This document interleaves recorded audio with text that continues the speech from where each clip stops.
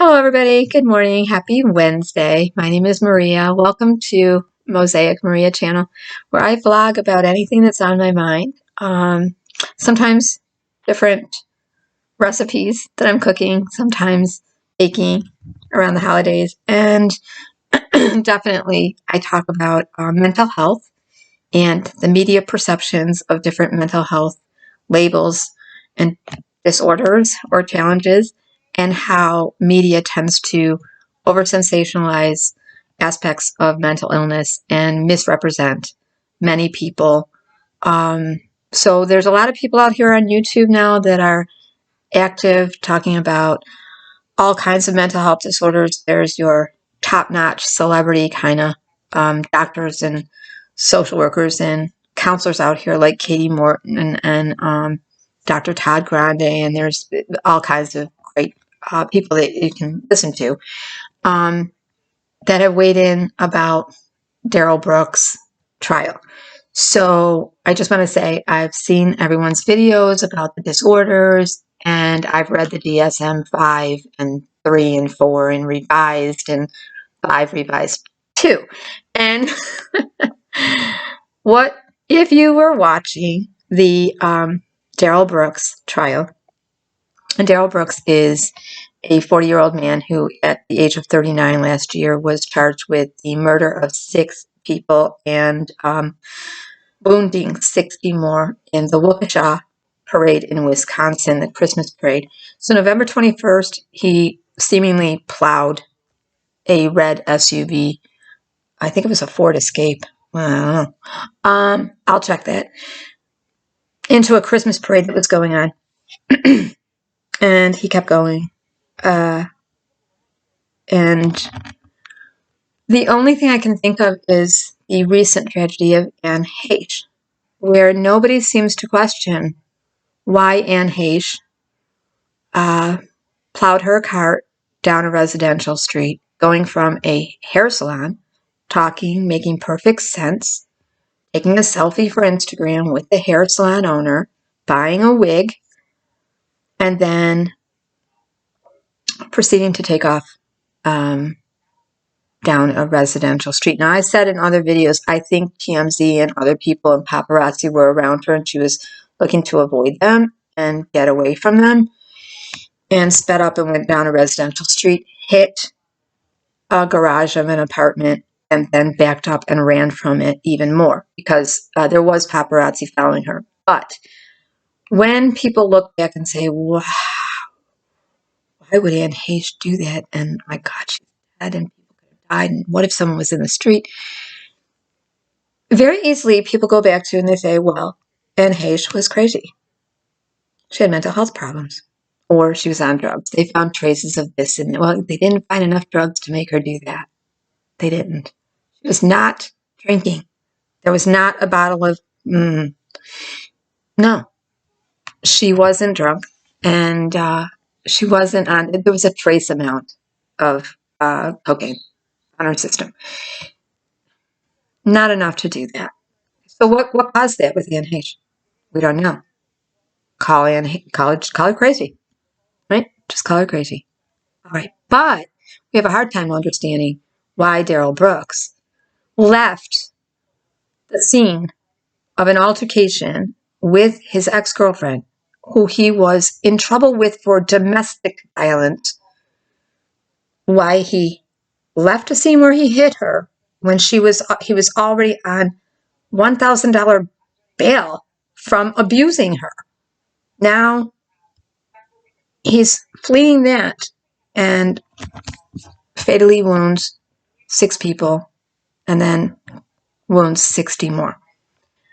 It's been very clear to me he was escaped. He left that altercation in a rage, angry, and he killed 6 people and he wounded 60. So what we've seen is a lot of dramatics in the courtroom.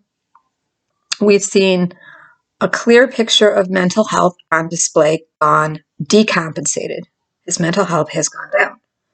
Now, according to his mother, Dawn Woods, who asked for the media not to contact her and give them their time, last year, not even 4 days after this tragedy happened, Dawn released a letter to the Waukesha family and the victims and the community, and said he is accountable, but it's because he was not on his medication. What seemed to be the most important statement that she wanted to make right away is Darrell comes from a good family. So I want to read it to you because I think after watching the Darrel Brooks trial, a lot of people are saying, well, he's the most arrogant, obnoxious, narcissistic, jerk, stupid, dumb, blah, blah. Okay, no, that is mentally ill.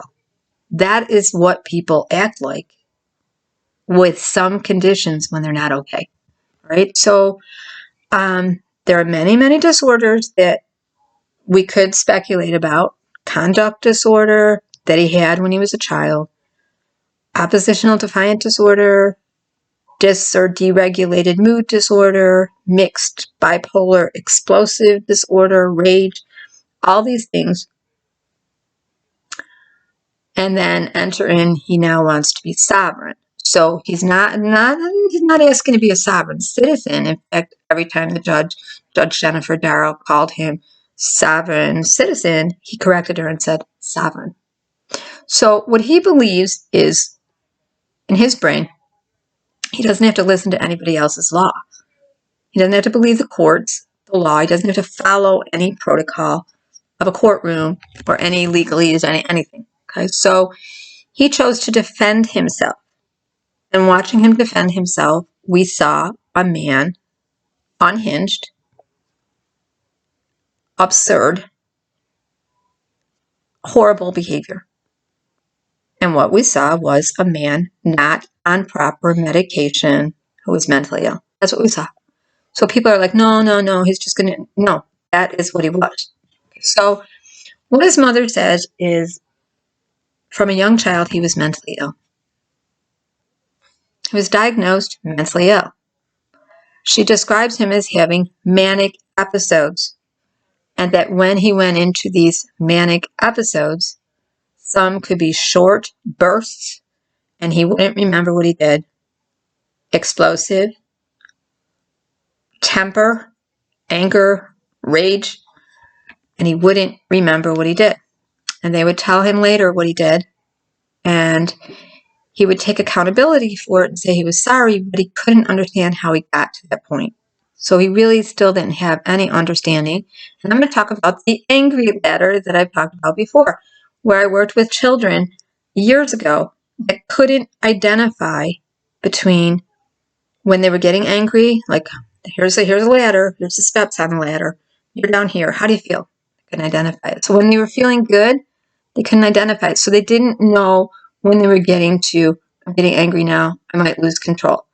We had to start identifying that for them by their behavior, saying, well, you're starting to fidget, you're not following directives, you're disrupting the class, you're not staying in the circle, you're being loud, you're being intrusive. So would you say on the angry ladder or your impulse control, you're going up? He doesn't see that. Darrel Brooks cannot see that his behavior is inappropriate. So I'm not making excuses for him, not at all. He's totally guilty of what he did. His mother, I'm going to read from either my phone or from here. Let's see if I can do this. The first statement she made seemed to be a lot of damage control and what we heard him do in the courtroom, which was blame everything but himself. Like say, okay, I'm sorry, I know I did this, but okay. We hear a lot of that from his mother too. So I'm just going to go to the letter.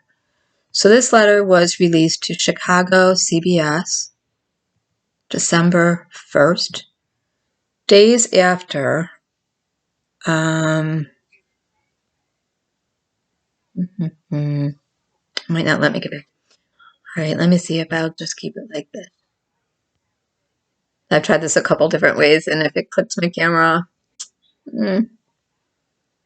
Okay, the man accused of plowing his SUV through a Christmas parade in Waukesha, Wisconsin, a week and a half ago, says he feels like he's being demonized. This was December 2nd, 2021. November 21st, 2021 was the tragedy in Waukesha. Yeah, he feels he's being demonized. 6 people died and dozens were injured. 60 people were injured. A week and a half ago, yeah. While the driver, Darrel Brooks, didn't talk about a motive, when he spoke with a reporter while in jail, he did say he feels he's being portrayed as a monster. This is what was the most important to him. Brooks' mother, Dawn Woods, released a letter to the media offering condolences to the victims. She says Brooks has had mental health issues since he was young, but does not have the money or insurance to get his medication. But he has had the money to get cannabis over and over and over again, loads of it, that kept him going to jail when it was illegal. She also urged the broken system to be fixed. I agree. The system is broke. To keep such a tragedy from happening again. Here is the full letter as published Wednesday, CBS 58 Milwaukee. The Lord spoke to my heart this morning and said to me, it is time to speak. Sorry, I have to stop myself from a little giggle. I'm not making fun of God. I've been contacted by numerous media outlets for a statement and have until now been reluctant to speak because of the way that my family and I have been attacked in the media, and whatever I say will be taken out of content. You see anything familiar there? Condolences, but this is why. It is my hope that what I am about to say does not get edited and will be made public in its entirety. Sorry, my cat's come to say hello, Justin. We, the family of Darrel Brooks, want to give our condolences to the families of those whose lives were so tragically taken and all of those who were injured, as well as the community of Waukesha. We are deeply saddened and our hearts are torn to pieces over what happened on a day set aside for a community to come together and celebrate. What was meant to be a joyous day became a day of tragedy and heartache, a day we wish would have never happened. Darrel did not come from a bad family. This was number 2 of importance. Don't misrepresent me. Don't attack me. Don't change my words. Darrel came from a good family. Darrel did not come from a bad family like many people have said. He came from a loving Christian family and is the grandson of ministers. I just want to say right here, just because your granddaddies were ministers doesn't mean you're going to be okay. Just because you raised your children in a Christian home doesn't mean they're going to be okay. Okay, I said enough. Darrel has suffered from mental health issues since he was very young. In those years, he received counseling and was on medication. When he became an adult, a decision was made that he no longer suffered from a mental illness. That decision left him with no insurance or financial means to pay for medication and when determined necessary counseling. Mental illness is not cheap to treat, but what's more important, dollars spent on treatment and resources, or lives lost. Okay, so she's saying right there, this is because he didn't get the treatment, he didn't get the money for the treatment, and it's not cheap, and we chose not to get him the help he needed because we didn't want to spend the money. But if the government wanted to spend the money, then he would have gotten his medication. Because probably what happened here is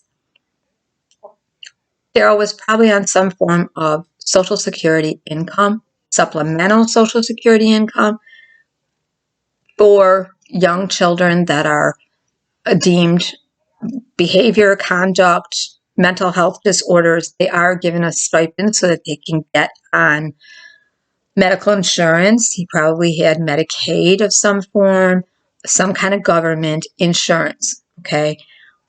When he turned 21, in another interview, she said when he turned 21 and he wanted to go to work, he didn't want to be on his medication anymore. They deemed him fit to go to work. Once they deemed him fit to go to work, he lost his medical insurance to get his medicine and to go to counseling. Okay, so in this letter, she also says, please leave my family alone. We don't want to stay away from us. Give us time to grieve.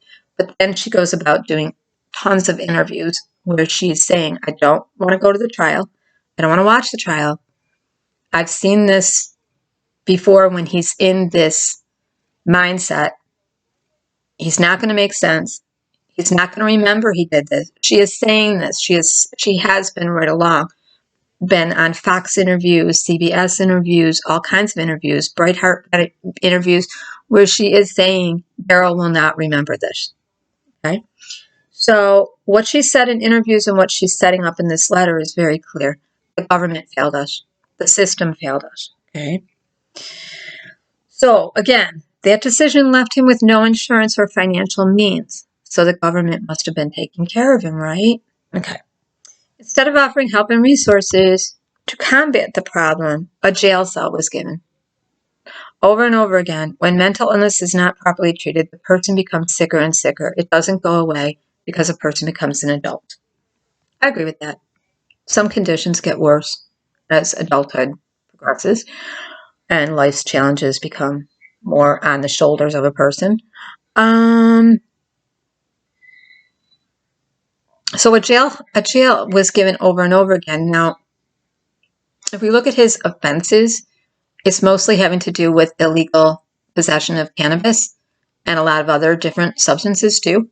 And rage behavior, anger, impulse, and being harassing, violent, theft. Okay, so over and over again, he was given a jail. We are not making excuses. Yes, you are. We are not making excuses, but we believe what has happened is because he was not given the help and resources he needed. Institutions that are equipped and have trained staff is what we needed, as well as resources in the communities where people who suffer with mental illnesses live. Jail is not the answer because they get released back into society sicker than what they were when they entered. That's true. We all have seen that tragedy and what it can turn out to be. We as a society must take mental illness seriously by fixing a broken system or suffer the consequences. Sad as it is to say, what happened in Waukesha will continue to happen all over the country, in one form or another, with more innocent lives lost and grieving families and communities. Mental illness is real, and the system is broken. It can and must be fixed, capital letters, now. Not next year or with a new legislation, capital letters, now. So many like Darrel that have fallen through the cracks because of a broken system that no one cared to address, can't get the help they so desperately need. Mental illness affects every walk of life and dwells in every community. True. It lives in our homes. It lives next door. It's in our schools, the grocery store, shopping, malls, movie theaters, and other places of entertainment, and places of worship, and many more other places in the community, even in parades. What's next, you say? First, our hearts have to heal, and we have to come together, roll up our sleeves, and get the work done necessary to fix a broken system that has far too long been broken. Myself and my family pray that our Lord and Savior Jesus comfort and strengthen each of you and give you all the peace that is beyond understanding. I also ask respectfully that the media please do not invade my home. Do not call or send emails to myself or my family. We need time to grieve as well. May God bless each and every one of you, Don Woods and family. Meanwhile, now a lot of people have said, why was he out on $1,000 bail? Who said $1,000 bail? Why did he even have an SUV? Why did he have a car? Well, one, I want to circle back to, this is the circle of domestic violence. Erica, his girlfriend, ex-girlfriend now, said on the stand that she followed him from Nevada to Waukesha. When she got to Waukesha, Darrel's mother wouldn't let them come into the house. Why is that? She had them stay in the SUV. Okay, so now Darrel had the SUV. He also had the SUV making a rap video. Okay. So why was he driving? Meanwhile, a top prosecutor in Milwaukee said the $1,000 bail set for Brooks before the Christmas parade tragedy was that low because of an overworked assistant. Many people are like, they're out there like clickbait going, I don't understand the bill. I don't understand the bill. I don't understand. Do your research. The prosecutor announced Thursday that his young assistant never saw Brooks' risk assessment. Yeah, so something is broken in the system, right? On November 19th, Brooks posted $1,000 bail in a domestic violence case. 2 days later, he was accused of killing 6 people as he drove through the parade route. It's pretty clear to me. This is mental health unchecked. This is a man who chose to self-medicate with cannabis. This is a man who claims sovereignty. But my concern, what I've been writing on some of these channels, is if his mother is going on interviews saying he won't remember this, he's not of a sound mind. The doctors in the jail will not give him the medication he needs. And because he's representing himself, they really won't give him the medication. And she's mentioned that he has to teeter up on the medication. So as he's teetering up on the medication, it would stand in the way of him defending himself, and he wants to defend himself. What she also said is she's not going to be a witness. He's not going to call her, and he didn't. And she expected to be called from the prosecution, but she wasn't. And she wasn't going to go watch a trial because she has seen this her whole life. And that when he was a child, when they had the money given to them and the resources from the government with medical insurance and counseling given, he was fine. But when he turned 21, he chose how to self-medicate. And that landed him in jail over and over again because it wasn't legal. Cannabis wasn't legal then. What I want to say about cannabis is it's not the end-all answer to so many people with mood disorders and anxiety and depression and pain. It's not an answer for everybody. But that's a whole nother video that I will do eventually. It's too hot a topic. There's too many people that are like, oh no, it's the only thing that helps me. I got a medical card. Da, da, da, da. Okay. One thing I want to say about government is back in the 1940s, there were actually ads that encouraged pregnant women to smoke cigarettes because it was healthy for their babies. 1948, 1946, there were ads in the newspaper of pregnant women smoking. I'm gonna find one and link it eventually for you. I'll do that. What makes us think that cannabis is the wonder drug for everything? It's simply not. There are no real superfoods or super drugs that one thing fits everyone. So this miracle of everything, not buying it. It doesn't fix everything. Anyways, my concern is if Don Woods is on record in public interviews of saying he won't remember defending himself, can that be used as a defense when the jury comes back? Right now, could he be saying, I didn't defend myself? I don't remember. What do you mean I defended myself? They didn't give me a trial. There were so many things wrong with this, his claiming sovereignty, his antics in the courtroom, his crazy on display. And if you have a problem with me saying crazy, I'm sorry, but it was crazy on display. What I was noting is the Judge Jennifer Dower, how much she engaged with him when that probably just added to the dance they were doing and escalated the behavior. When he went into a staring contest with her, he stared her down. She said, court's going into immediate recess because I'm scared of him. Then he intimidated the judge. Then she lost control of the courtroom. When you're dealing with people that are obstinate their conduct is behaviorally wrong. They're intrusive. They're combative. They're circular. They're repetitive. They're annoying. They're inappropriate. The best thing to do is to ignore that behavior.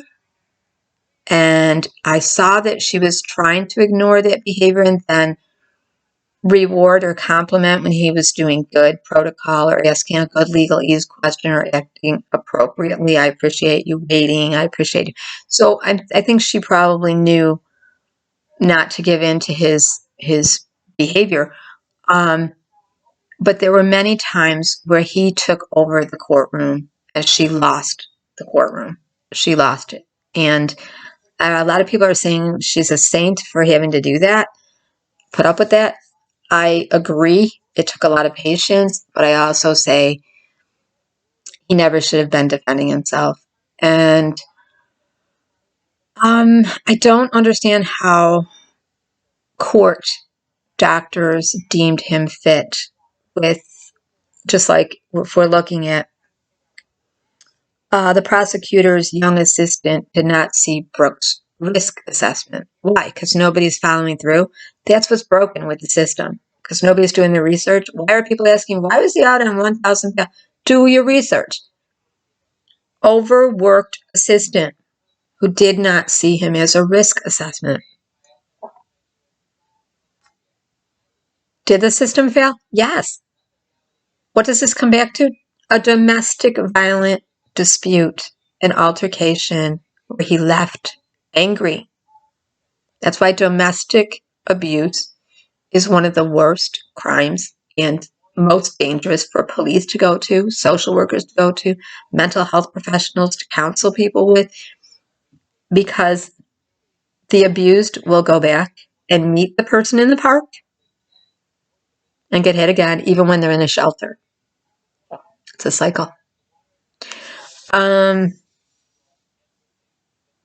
Okay, there's a lot I could say about, but I'm done.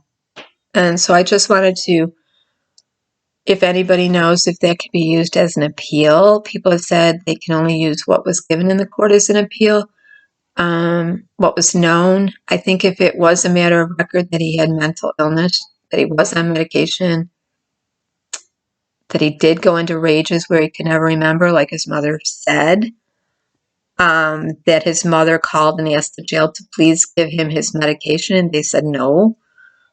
I just wonder if he can now claim that he doesn't remember. I'll just name a few disorders that he could have had as a child that would have landed him on the medication he was on. I've got it on my phone, so I'm looking at it. Conduct disorder, deregulated mood, oppositional defiant disorder, mixed explosive rage disorder, bipolar mixed rage episodes. That's not really in the DSM, but that's what I'm reading from here. That's what's been tossed around in the community of what he could have.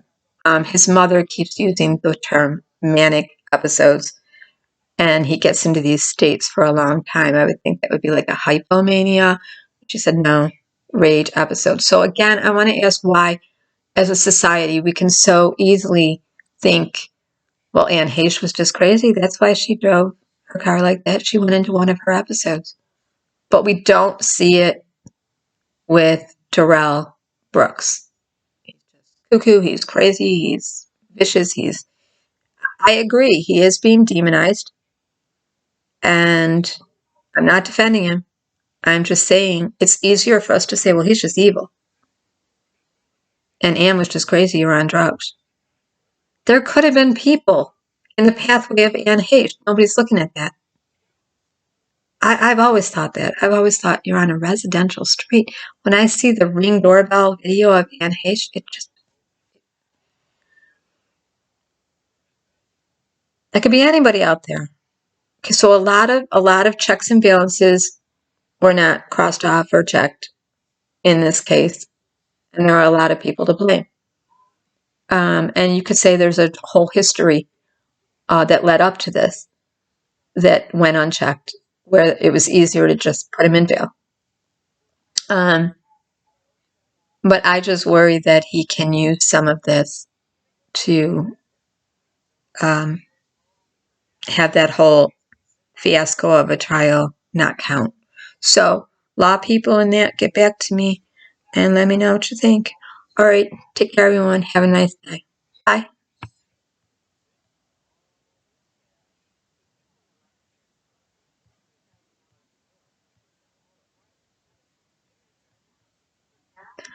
Now I'm back at my thing here trying to turn it off. Let's see if I can. Well, thank you for being here anyways. I'd love your information down there, what you think of this entire trial. And I will list, quickly, I know Dr. Todd Grande has done a video. I think Katie Morton did one. No, I think she may have done one on conduct disorder and oppositional defiant. I know she did. And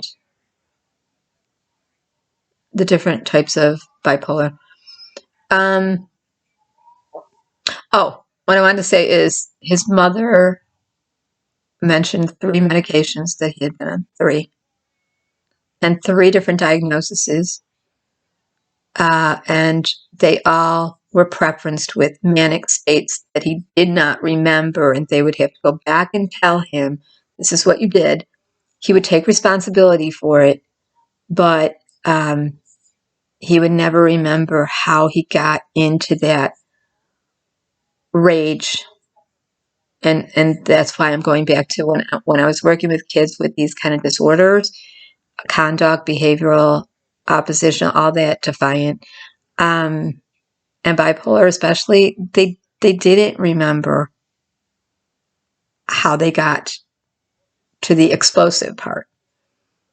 You had to tell them later. You were inappropriate. You got in that person's face. You were too loud. You left the group. You ran. You jumped. You knocked your desk over. You needed to tell them, but they really didn't remember. So anybody that wants to weigh in on this rage manic episode, and I am making the parallel of Anne Heche because nobody understands, well, why did Anne Heche just zoom down a street, barrel down a street, in flames? What? Could this be mental health that we're seeing? A man decompensating, a woman that decompensated. Yes. I think the people of Waukesha deserve a better trial than this. I hope they get to make more impact statements. I hope Darrell's mom will stop dancing around what he was diagnosed with and finally say, although she might get in trouble because he's an adult and you can't talk about somebody's mental health, I guess. So the whole thing is very sad, but you do see what domestic violence. October is Domestic Violence Awareness Month, so if we don't mention this as this is the outcome of a person leaving an altercation with a person they've just abused, who's on bail, too low bail because the system failed. Okay, that's all I wanted to say. Take care, everyone. Have a nice day, and thanks for hanging in with me. And I really want your comments. And I guess pray for the best for the families as they come up on this anniversary in November. It's going to be horrible for them.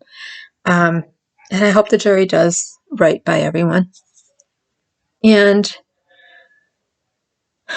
again, just because you raise children in a Christian upbringing, just because their parents are pastors or their grandparents, it doesn't mean they're going to be okay. And I found that sad that the mother had to say he came from a good family. Number 1, it's not our fault. He came from a good family. Number 2, he's a Christian. Number 3, his granddaddies are Christians. And they didn't give him the money. They took his money away, took his medication away. They told him he could be an adult and he was fit.